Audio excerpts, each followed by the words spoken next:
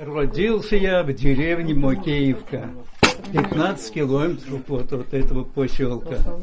Селивановский район, Гостиницкий сельский совет. В 29 году было единоличное хозяйство.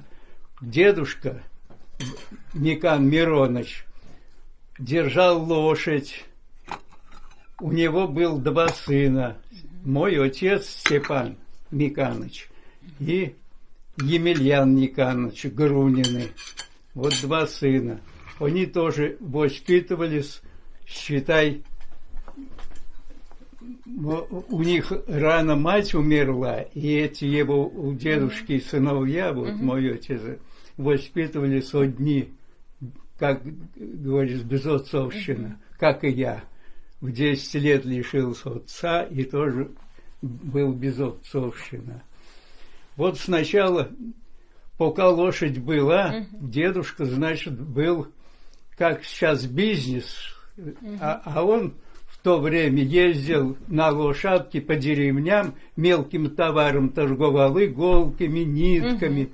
Лошадь, это было дорог в то время не было никаких, только на лошадке. И вот он по деревням ездил, у него какой-то был доход, на что и существовали. И плюс свое подсобное хозяйство. Корову держали. А потом началась коллективизация. Началась, дедушка никак не хотел в колхоз вступать. Ему, значит, налог дают, он выплачивает. Потом у него лошадь отбирают. Потом опять ему налог дают. То, что в колхоз не вступает. Опять он там уплачивает, какие средства находит. И в конце концов, последний раз дали ему в 1933 году. Я детская память сильная. Вот. Ему уже нечем платить было. И его посадили в острог. Год острогу ему дали за неуплату налога. Он отсидел, год пришел и немного пожил и умер. В общем, в остроге его уже довели до этого. Это вы помните? Это прям на вашей памяти? Я вы помню, помните, как он... дедушку с острога пришел он. А раньше ведь как, ни бани, ничего не было в деревнях. Его посадили корыто, на печку натопили, и горячей воды в русской печи нагрели, там чугуны раньше были. Не то ж кастрюльки теперь до этого. И вот его намыли, дедушка, и он вот немного тут пожил, и с печи, на печи отдыхал, русской печь раньше, все на русской печи, и мы здесь все на русской печи росли. И он, матушка, это бабушку, голова, это вторая жена была, первая умерла в ее рано, а это была с одним глазом, ее так и звали, Кривулька вроде тоже. Так, по деревне. Ну, раньше так я согласна. Был. Так, это было все в Макеевке. Все в Макеевке. А дальше с вами что происходило? Дальше что получилось? Дедушки не стало. Так. Мать все-таки настояла вступить в колхоз. Вступили в колхоз. Вот помню, картошки привозили в фурах в деревянных. Вот сыпали, работали за трудодни. А хлеба, ни ржи, ничего не давали. А пока единоличный хозяйство был, у нас своя земля, паи, когда на едока давали землю. У нас рожь мы снимали, лошадка своя была. Он то торговал, то кому спашет участок, кому чего. Так что так и жили. А как лошадь отняли, нищими нас сделали. Все. И корову увели, и телка была еще, и ее увели. вот то, что он не вступал в колхоз. Да, а как вы учились, вот как вы окончили школу, сколько классов? А я в 10 лет, как в 7 исполнилось 7 лет, я поступил в Гостинской 7-летней школы. Гостиной в лесу, километр от нашей от Макеевки, там Гостинино, значит, Горицкий учились, Поздняковский, Гостининский, Головинский и Надеждинский. Приходили вот в эту 7-летнюю школу. В Надеждине еще школы не было тогда. И я там в этой школе 3 класса закончил.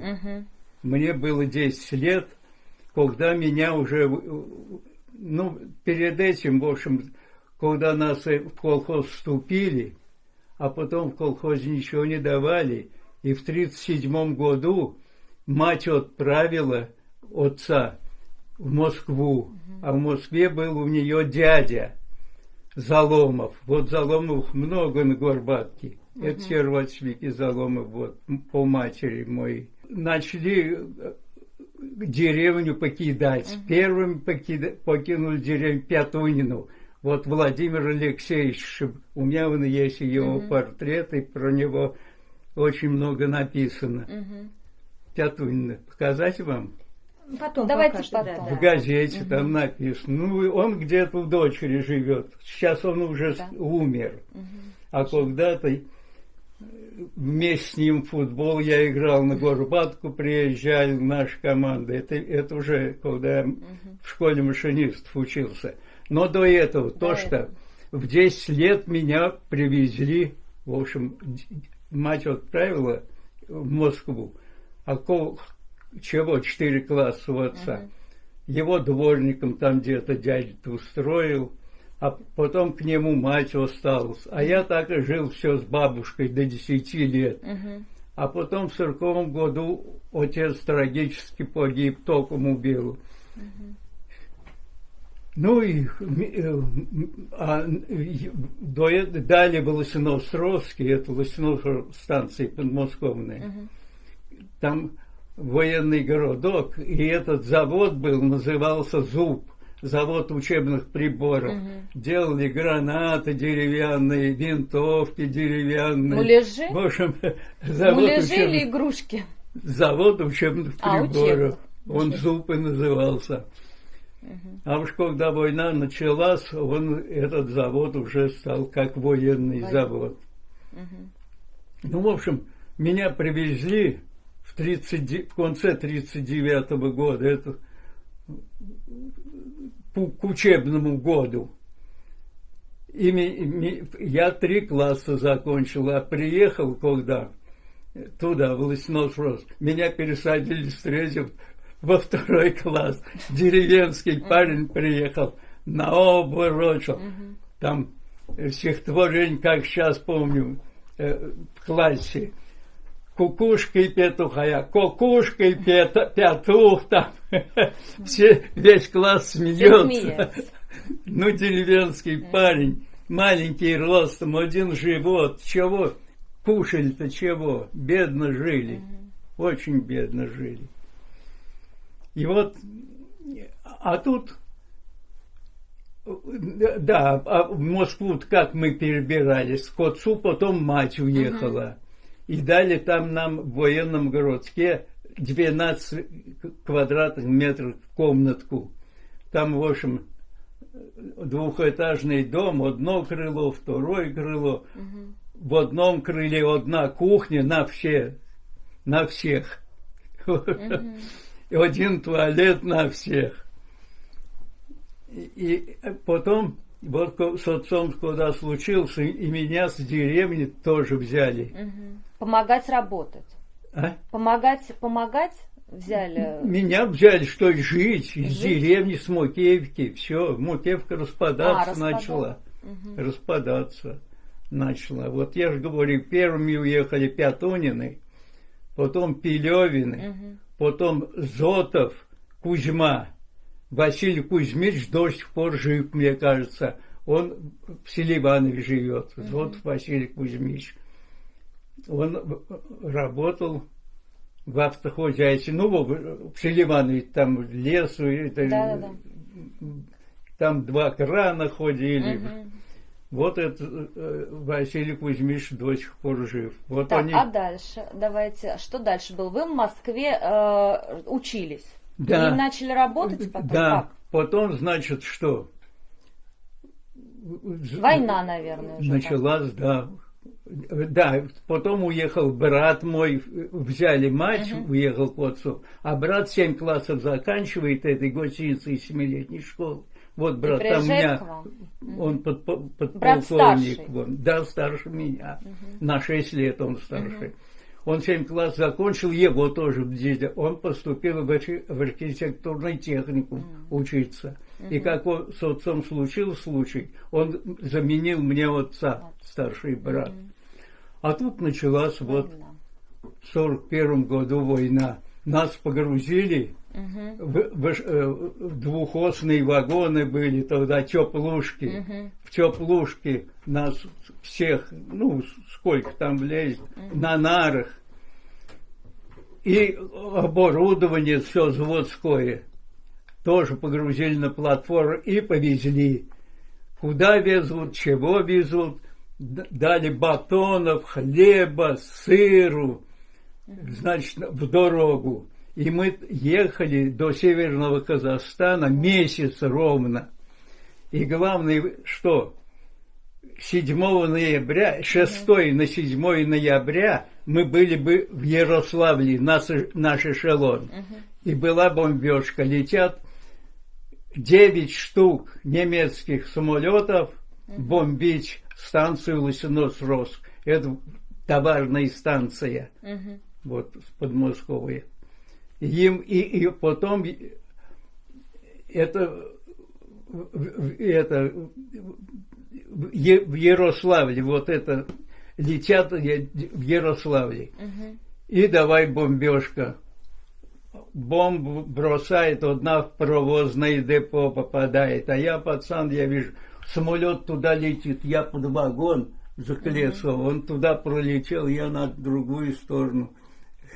Но попал не попал в поезд-то, нет? Нет, но факт то, что потом в Ярославле, вот первая бомбежка была в Ярославле. Вот. А так-то мы жили в Лосиноос-Роске, когда война началась, старший брат с работы приходит и на чердак зажигательной бомбы, он немцы же бросает, а нас в щели, около каждого дома двухэтажного была щель, бомбоубежище, то есть щель, обшитая досками, сверху накат бревенчатый накат, и там изоляция какая-то, и нас, детей, с вечера в эту щель и летят, когда самолет начинается, бомбежка, сирены гудят, все, и мы туда, и там прятались, и там ночевали. И вот нас в Казахстан-то везли, целый месяц мы ехали, и сгрузили нас в город Петропавловск, Северо-Казахстанской области. Ну, а с собой что взяли? Ничего, нечего было брать-то. В этой комнате было, что там, 2 кровати, наверное, диван был. И бабушка еще, вот бабушка, которая, ее туда и меня взяли, и сестру, и бабушку. Бабушку думали, война недолго продлится. Думали, как финская. Финская быстро перед этим была война. Быстро она закончилась. И бабушку-то оставили мы в этой комнате беречь вот жилье, ну и там кое-какие вещи. А мы уехали вот в Казахстан. В Казахстане только приехали, нас всех выгрузили, но люди в то время настолько были добрые, люди оставляли себе, сами в кухне ютились, нам вот эвакуированным представляли жилье. Вы представляете, насколько это были добрые люди? Сейчас уже таких людей нет. Рабочую силу снова погрузили в вагоны и отправили снова в Москву. А на матерей с детьми нас оставили вот в этом Петропавловске. Ну, какая может быть жизнь?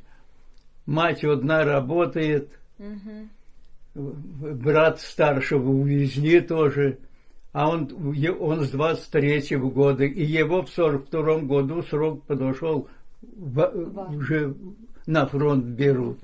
Его взяли, в Ленинграде какое-то училище было техническое, и он стал, лейтенанта присвоили ему после окончания этого училища. Это все во время уже войны. Питер не был окружен, Ленинград, ничего.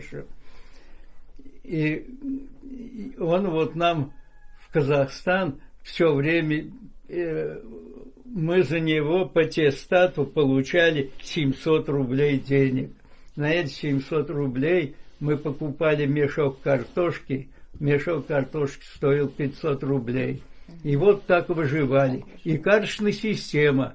Мне давали 300 грамм хлеба, сестре 600 грамм и матери 600 грамм. И вот мы 1,5 кило, выходит кило 500, мы получали по карточкам хлеба. Масло тоже пол-литру на всю семью давали. Вот такая жизнь была в Казахстане. И вы жили до конца войны там? И я прожил там не до конца войны, а до конца. В 45-м году война закончилась, и брат уже был капитан. Уже его перебросили, он дошел до Будапешта, там Буда и Пешт, река, он там мост еще наводил, он мостовик уже был. И вот его в Новосибирск уже перебрасывали. Вроде там с Японией война намечалась. А до Новосибирска доехали, Япония тоже капитулировалась. И вот этот брат нас привез снова из Северного Казахстана, не в Москву. В Москве бабушка умерла, квартиры уж там нету. Ехать некуда. Комнаты, ехать некуда. И мы приехали вот на родину, опять где я родился, вот в Макеевку. Вернулись опять в Макеев. А вспомните вот немножко ощущений, когда закончилась война. Вот вы это помните, как у вас там это было в Казахстане? Когда закончилась война, все бежали, целовались, друг друга целовались, обнимались. Вот это в Казахстане, в городе Петропавловске, все бежали к обкому партии, там же областной комитет партии. Все друг друга обнимаются. В общем, ужас какой был. Сколько было радости, что война закончилась. Но мне в жизни всегда везло на добрых, хороших людей. Когда я был в деревне, вот нас раскулачили. Не раскулачили, нас хотели отправить на станции Буй. В Казахстане я закончил 7 классов. 7 классов закончил, и чтобы получать, дальше учиться, я не пошел. Пошел в техникум, чтобы получать 600 грамм хлеба. Студентам давали 600 грамм хлеба. А том я 300 только получал. И вот я, значит, 2 курса это закончил техникум, там радиотехникум был. И нас вот Петр, брат, увез. Куда в Макеевке-то? В колхозе, работал в колхозе, а в колхозе посылали, заготавливали, во-первых, дрова, пиломатериал, и дрова для отопления вот школ, для района, колхоз. И вот в этом колхозе я переработал, наверное, года 4. И потом в 48-м году меня директор школы, у меня все-таки считалось 2 курса. Вы грамотны были на то время. Войну учили. Архангельский Николай Николаевич был директор школы Архангельский. Вот все наши медики сейчас, молодые, врачи на Горбатке, что Ольга Викторовна, там, Анна Тимуровна, Вячеславна, Людмила Вячеславна, это Глазной. Они все кончали Ивановский медицинский институт, где работала и до сих пор, ну сейчас что она, наверное, она помоложе меня года на 3, Альбина Николаевна Архангельская. Вот он директор школы был, а его жена Зинаида Тихоновна была преподаватель русского языка и литературного чтения. И вот они отправили ее учиться в Иваново. Она закончила Горбатскую школу, она закончила 10 классов. И тоже в Ивановский институт, это Архангельский-то. А этот директор школы меня взял в школу. Надо выживать было в деревне. Где копейку? На хлеб даже денег не было. Мать пенсию никакую не получали раньше. Вот мы без отца остались. А раньше не давали, не знали, что такое и пенсия. И вот он меня взял счетоводом в школу. И я вот 48-й и 49-й год работал счетоводом у него. Это какая школа? Гостиницкая. Да, гостиницкая. Где вы учили? Где вы начинали? Да, где начинал учиться. Я всех директоров до сих пор помню. Какая у вас память хорошая. Да. Вот была старенькая учительница, потом у нее был Агеев.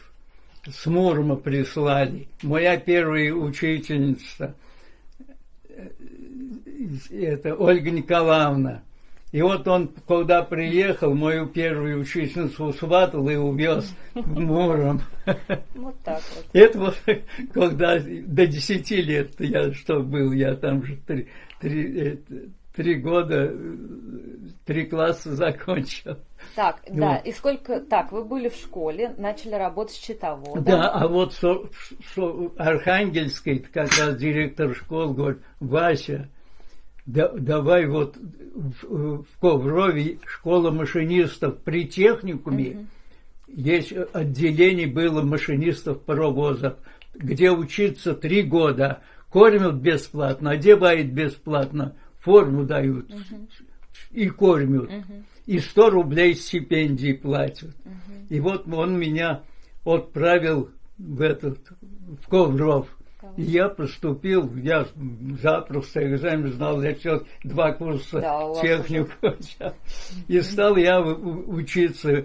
И главное, что только год проучился я, год, и меня забирают в армию. Срок подошел, мой год. 18 лет. А то в школе машинистов была бронь, не брали, потому что в Союзе не хватало в это время на железнодорожном транспорте машинистов образованных. Там были какие-то аварии и признали, что плохо были подготовлены машинисты. И вот по указанию Сталина были организованы 3-годичные школы машинистов. И вот как раз в Курове при техникуме вот было отделение для машинистов. Я поступил в это. Так. И год только вот проучился, и меня забирают в армию. Уже этой отсрочки нет? Не было. Эту бронь сняли. То бронь была. Не брали. А тут бронь сняли, и нас почти что больше, наверное, нас 30 было в группе человек, кто учился на этом, на первом курсе. Нас половину забрали, ребятишки, как и я, забрали в армию. И в армию забрали, везут, куда везут, где ворона костей не носит. И привезли нас в город Красноводск на берегу Каспийского моря, в Туркмению. Опять вас далеко увезли от родины. Пустыня Каракум. Пустынь, там же пустыня Каракум.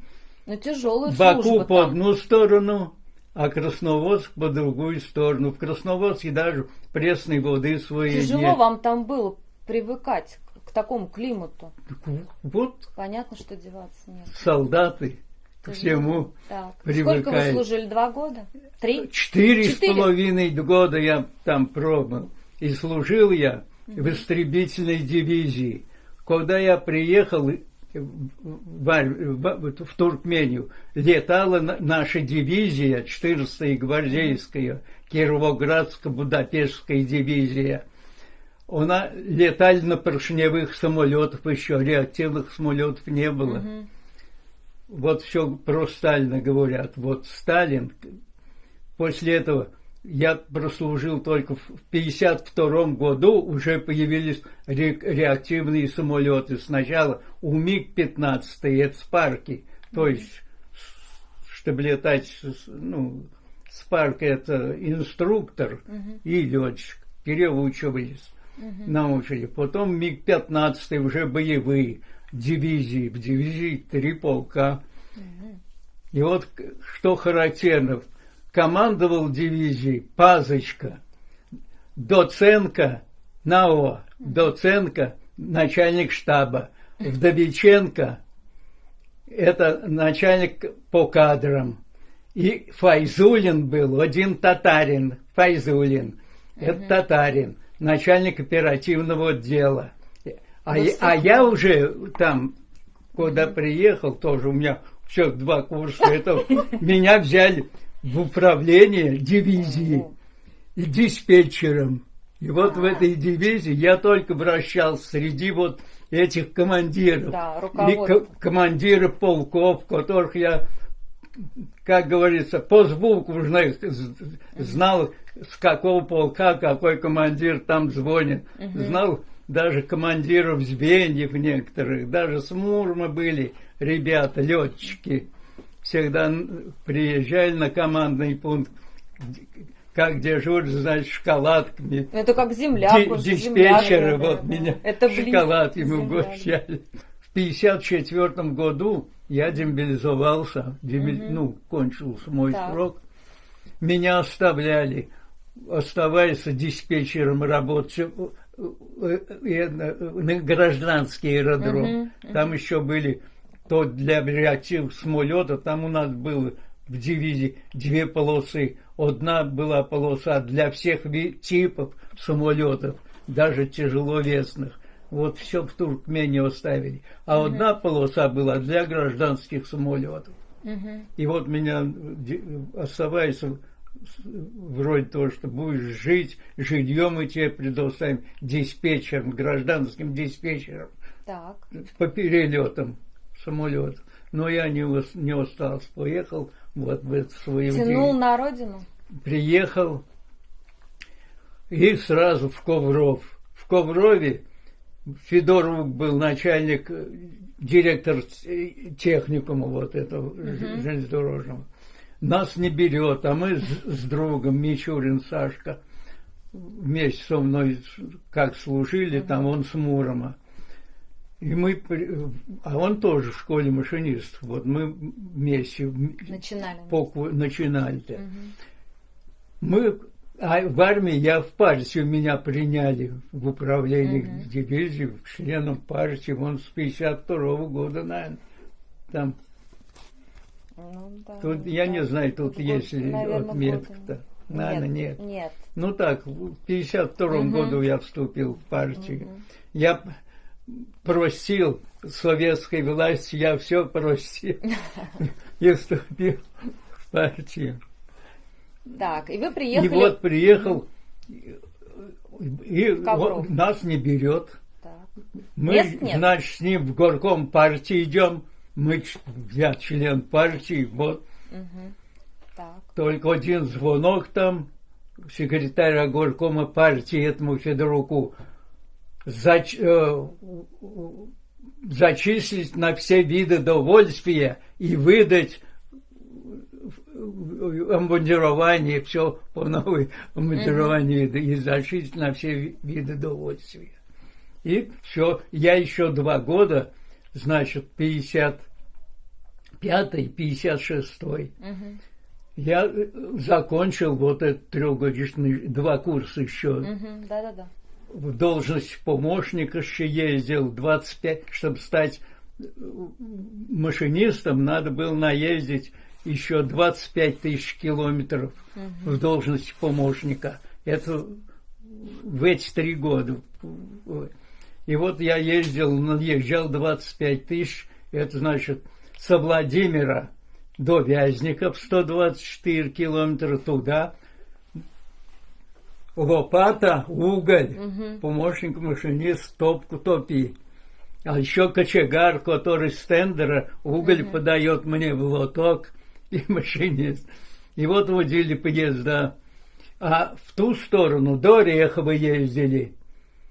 Другой поезд попадает до Петушков, где его расформируют. В Петушки приедешь в столовый и поесть нечего. А в Орехов приедешь, смотришь, колбаски есть, все, уже Москва. И вот наездил я эти 25 тысяч, сдал госэкзамены, получил права управления. И в 1957 году, и в конце 1956-го, как получил право управления, то я вот поработал во Владимире еще, уже машинистом. Тоже так же ездил одинаково до Вязников и до Орехова или до Петушков, смотря какой. Не страшно поезд было вот садиться и управлять поездом? Или это ваше призвание было? И вам было... Видимо, призвание. Да мне дело еще не то, что может, насколько призвание, сколько говорили, что машинисты, труд ценится, и зарплата всегда стабильная. И вот думаю, а мне надо было из бедности вылазить. Мы же бедные насколько были в деревне. А тут закончил я школу, а в армии отслужил. И вот машинистом, конечно, стал. И я в 1957 году приехал вот на Волосатую. У меня потому что мать все так и жила, Макеевки, была в деревне, поближе к матери. В то время машинистам, ну, членам вот бригады паровозной давали 10 килограмм муки серой и 10 килограмм белой. Вот это я 20 килограмм муки получу, и матери отправляй, матери надо выживать было. Сестра у меня еще старшая была, старше меня. Она, вот, так что, и в 1957 году я уже женился. Я все жду, когда же личная жизнь-то начнется вот, уже. Вот. Работал. Вот, вы приехали сюда. Да. И здесь познакомились? И, ну, да. расскажите. И вот смотрю, невесты были, конечно. Так, да. А в Коврове сколько было невест? В Коврове тоже были невесты. Но это все не то. Вот она ждала на родине. Та самая. И никогда не думал, что на Волосатую. У нас вся Макеевка на Горбатку, дома-то все, она же распалась, все выехали на Горбатку. Так. А тут я один на Новом Быту, еще Терехин Егор, кузнец. Вот он с Гостейна тоже на Новом Быту. Мы все вот на Волосатую попали. Так. Всего несколько человек, так. Ну и смотрю в буфете. Молодая, красивая, белолицая. Все при ней. Так, и? Ну, там фотографии на Google. Мы сейчас посмотрим. Вы заприметили. Да. Притом она пережила тоже, ее судьба такая же. Она вот с этой деревни. Ну, с нашего поселка. Рыкову, вон, Рыкову. Она вот по отцу 14-й по счету. Представляете себе? 14-й по счету. У дедушки Китая, у ее отца, дедушки Китая, он Тит Ильич, А его звали Китаем, потому что у него было 14 детей. От первой жены было 5. А от второй жены, вот там бабушка, это у меня и ее отец есть на фотографии. От второй 9 человек, 3 сестры и 6 братьев. И вот 6 братьев все были на Волосатой.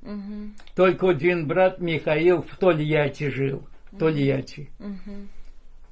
А остальные все здесь. Ну и как вы познакомились с ним? Ну вот в буфете, я ж питаться-то мне надо, я здесь сначала, меня Щавлёвы вот приметили, Да. Я у них, наверное, с месяца жил. А потом вот надо определяться. Жизнь заставила Да. идти в буфет. И она тоже, ровесники мы с ней, она тоже ну. 29-го года. Ну как ее звали? Настя, Анастасия Титовна. Анастасия Титовна. Красиво. Потапова Анастасия Титовна. Их много тут Потаповых. Так. Ну и женился, когда здесь уже работал я. Еще были паровозики, конечно, дико было. Овечки, это на После которых... Владимира, да? После Владимира, там Да. на Сергорже-Никитсе есть. Ну, А тут Новечка. Ну вот Вновлянка, Костянец, Нерудная, вот обслуживали. вот эти А станции. потом, когда на курс послали тепловозов, 9 месяцев на переквалификацию, я уже работал на большом тепловозе 2 Т-10Л, двухсекционный. Там своя электростанция, свой ток. Мы уже без нужды водили поезда, лопата не нужна, уголь не нужна, только ручку и солярка. Вот. Ну и сколько лет вы вот проработали машинистом 28 лет. здесь?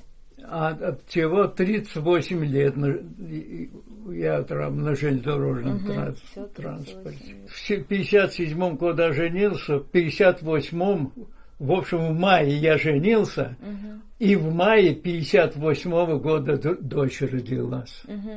И представляете, и в мае, также 1 мая супруга умерла. День рождения дочери. И вот, видите, Потом, спустя много такое. лет. Спустя много лет. Да? Да, спустя много лет. Нет, это жена-то умерла на 82-м году жизни. 9 лет я уже без нее. Вот в мае будет нам 9 лет. Как один живу в этих хоромах. Детей-то я всех. Люда кончила институт Владимирский политехнический. Сын кончил МИД, этот московский, инженеров транспорта институт. Но он не пошел на железную дорогу. Его заразили вот здесь. Николай Иванович Жильцов был этим физруком и зарядил его спортом. И он на лыжах сильно бегал. И вот он пошел, кончил этот институт, и пошел, он и в институте бегал все 5 лет. А сейчас он тренером работает в Одинцовской спортивной школе Олимпийского резерва по биатлону. И дочь у него биатлонистка. У ее дочь и сын недавно вот женился у него. Он ФСБ и жена ФСБ. Жену взял тоже с ФСБ. А еще одна дочь у сына. Еще только на 5-м курсе вот будет последний год учиться врач-травматолог по спорту. Она уже мастер спорта тоже по биатлону. А у дочери 2 дочери. Так. Дочь, когда в Пушкине депо расформировали, и начальник Люду взял в Москву работать в управлении Московской железной дороги. А дочери тоже МИИТ кончали. Одна и вторая МИИТ кончила. И работают тоже в управлении Московской железной дороги. Да. А я спорт я любил с самого с детства. Спортом занимался. В Казахстане только был хоккей с мячом. Теперь с шайбой. А раньше там вот в Казахстане хоккей с мячом я играл. И футбол. И тоже везло мне на добрых людей. Вот почему я говорил сначала про это. А когда вот 10 лет был-то мне, ну, до 10 лет, меня все брали в приимыши. У кого у одного 5 дочерей, а сына не было. Он: отдайте мне Ваську, я ему гармонь куплю. Лишь Ваську отдали. А другие брали просто так. А я поживу у них, отъемся, маленько поправлюсь, а у нас поесть было даже нечего. И снова убегаю. А в Казахстане тоже, там стадион «Динамо», это от милиции стадион «Динамо». Вот, и там в одном классе собрались, как на грех, вот большие тузы областного масштаба в одном классе учились. Вот Буцниц, госконтроль был от ЦК партии Казахстана по Северо-Казахстанской области. Потом Толя Мурзин был, отец у него облвоенком.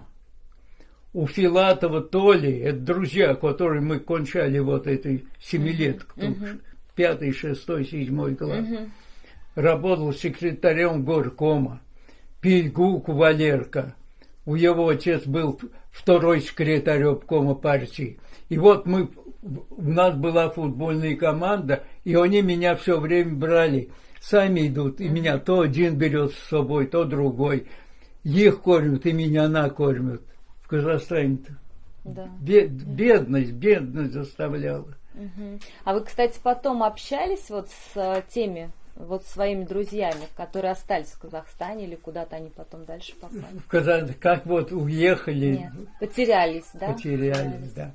Вот Буцниц, они уехали в Алма-Ата, его там другую должность, ну, в общем, в дали. общем, Да. потерялись. Василий Степанович, а расскажите, пожалуйста, вот еще о своей жене.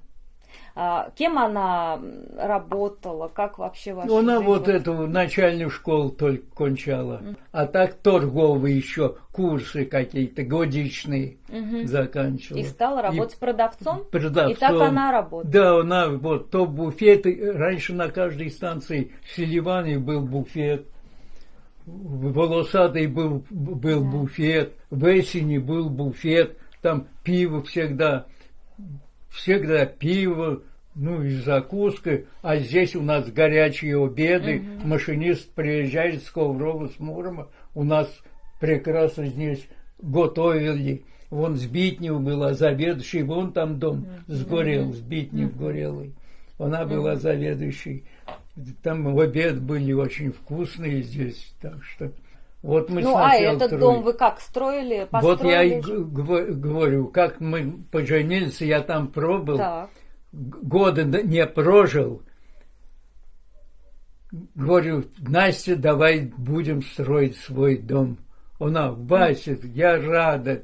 И мы... Конечно. А потом у нее 6 братьев здесь, 5 братьев здесь, понятно. Один в Тольятти. А потом машина одна была, Студебекер, это американский студент. Тут вообще машин таких не было, чтобы лес привезти.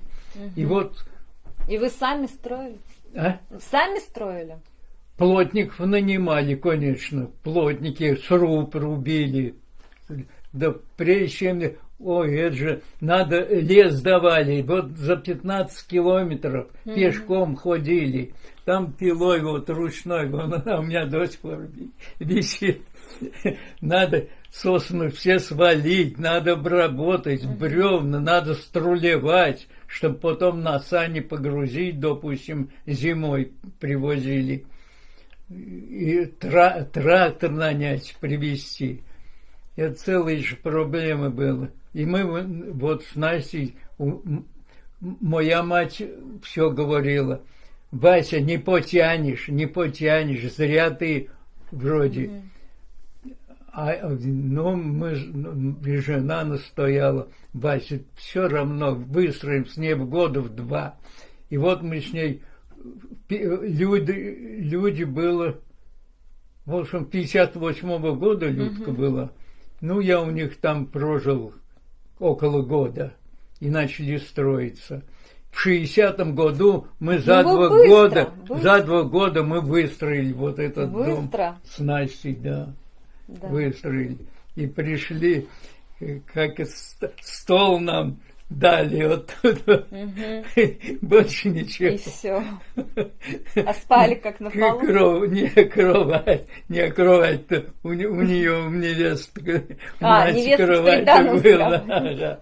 Железный, наверное. Мы кое-чего, и только что 2 табуретки вот тебе, самодельные.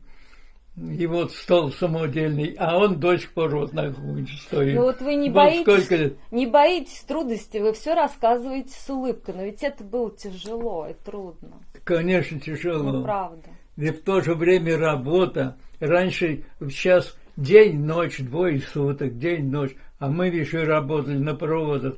День-ночь. Отдыхали-то мы. Да никогда вы не отдыхали. Никаких выходных не было. Да, никогда вы не отдыхали. Ну вот дайте совет молодым людям сейчас. Вот как так вот брать себя в руки, заставлять и делать постоянно? Как цель перед собой ставить? Сейчас молодежь нет. Мне кажется, теперь молодежь уже нет.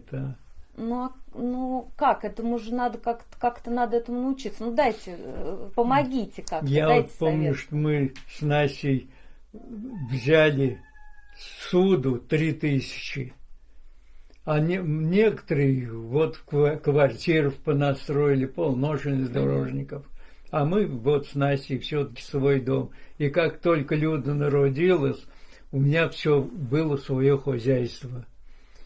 Во-первых, детей всех вырастил я, и сына, и дочь, и образование им дал.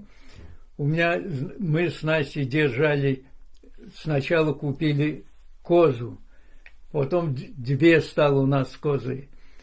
Вот это, детей-то воспитывали. И каждый год поросеночка. Потом, конечно, в институт, они же в институте учились. И строились мы. И потом ведь не только этот дом вот срубить, а надо же и двор, и помню террасу, чтобы купить за безаварийную работу машинистам, за безаварийно, если год то работал безаварийно, давали месячную зарплату как премию. И вот чтобы террасу выстроить, мне дают эту премию, я тут же плотников нанимаю, и мне строят вот эту террасу. Вот что кухня сейчас у меня. Ну вот вы говорите, молодежь сейчас не такая. А почему вы такими были? Время такое было? Что Время, видимо, такое. Ну мы же, вот смотрите, вот вы, да, старшее поколение, вы же трудились для того, чтобы будущее поколение жили хорошо. И вот получилось так? Получилось. И сейчас в поколениях мои дети разве плохо живут? Ваш труд, который позволил дать вот эту вот подушку безопасности вот всем, конечно. Ваш труд вашего поколения дал нам вот то, как мы видим эту жизнь, как мы живем легко и по сравнению с вами. Это вам огромная вот просто благодарность от всего. А ведь был какой физический труд, вы представляете себе? Покосить, негде это было очень накосить. Для того, чтобы козу сдержать, мне отпускали на 17-м километре, в сторону Нерудной, на 17-м километре, 100 давали, где можно было травы накосить для козы. И вот Гнеденко до сих пор жив, он у меня помощником работал, и вот мы с ним ездили, он живший. Это помощник мой, он другой, поколение уже другое. ездили на 17-й километр, вот косить эту траву. И один раз машину везли оттуда, вот Славка Молчанов, он везли оттуда это сено на машине, в лесу рулевое выбило, через сосну переезжали, она вот так лежала, сосна, наискосок, и у него рулевое вышибло.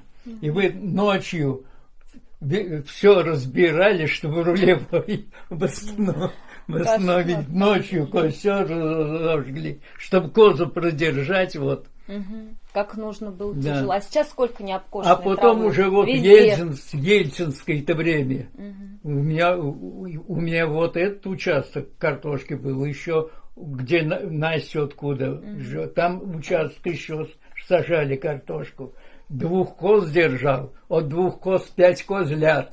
Идут они вон встречай. И 15-12 этих баранов, овец было. Вот. Да. А косили уже тут попроще были в Луканьке, вот, в делянках в лесу накашивали. Все равно не около дома, все равно далеко. Да. А вот скажите, вот смотрите, вы много лет проработали машинистом, а у вас были какие-то вот случаи интересные, ну, что вот можете сейчас вспомнить, рассказать вот именно на работе, во время управления поездом? Было 2 случая. Один случай по Владимиру я сбил людей. Это была трагедия. Но вина-то моя тоже, может, частично была. Но в основном-то в смысле, они виноваты были главный работник железной дороги. Он в ПЧ работал там, ПЧ строителя. И вот мы не заметили, как сбили его, потому что паровоз, как тронулись, пар из цилиндров летит, и мне видимости не было. И вот случайно мимо шел товарищ, и его мы сбили цилиндрами. Но его не зарезали мы, но он, видимо, вот на рельс хотел, что ли, оттолкнуться, и руку ему отрезало. Но это было... И меня тогда на месяц сняли в помощники машинистов, а помощник машинистов в Кочегаре на месяц нам было. Это вы только как раз начинали, да? Это вот только начинали еще работать, это во Владимире, да? Только начинали тогда этот случай-то когда? Этот случай-то нет, уж мы ездили в Туму, на ремонт гоняли паровозы. Один случай, вот маневр делаю на волосатой, вот здесь. Это на паровозе. Маневр делаю, там формируют поезда, допустим, поезд, который вагон на Нерудную, вот ее выбираем. Или негодный вагон под погрузку для ремонта отбираем. И вот маневр делаю. И Муромский поезд стоит у колонки, набирал воду. Для набора воды, ведь раньше стояли колонки, паровоз наводил, вода и уголь, пар возил.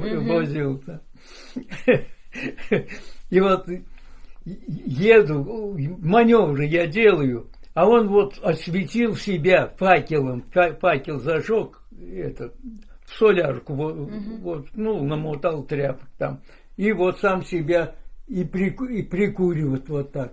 Я ему свищу, аж чуть из кабины не вылажу, чтобы он ушел так близко.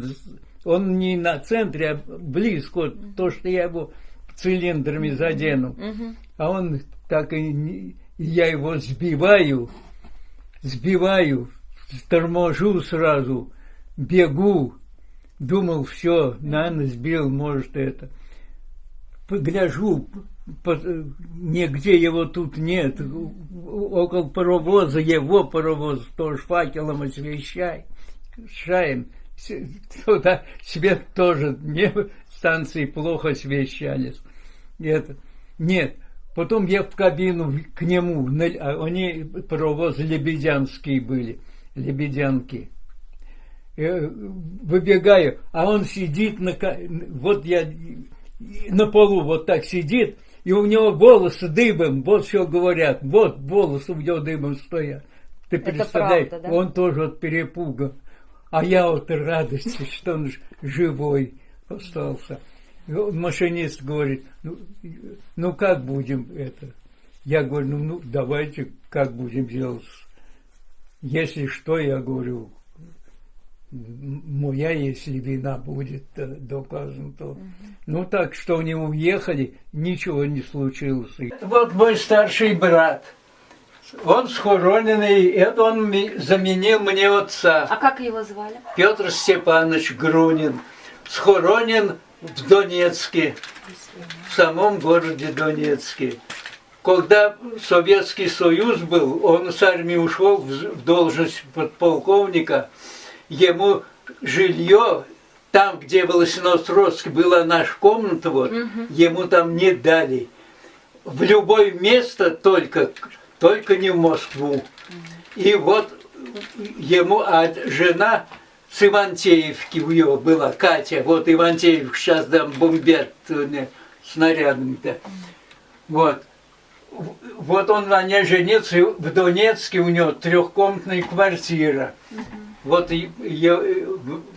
племянница жива, две племянницы еще живы, они звонят мне, со мной общаются. А он в Донецке вот схороненный.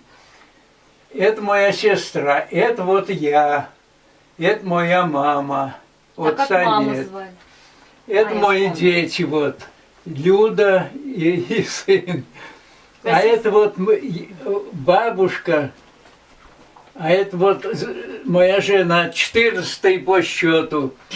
Она очень любила цветы. Она вот фотографии ее вот в цветах все, вот в цветах. И здесь везде, видите, цветы у меня все время в огороде. Поэтому Людмиле привела любовь к цветам, вот дочери-то. Хватит, повесели 90-летие. Вот меня кто? Дорогой папуля. Вот.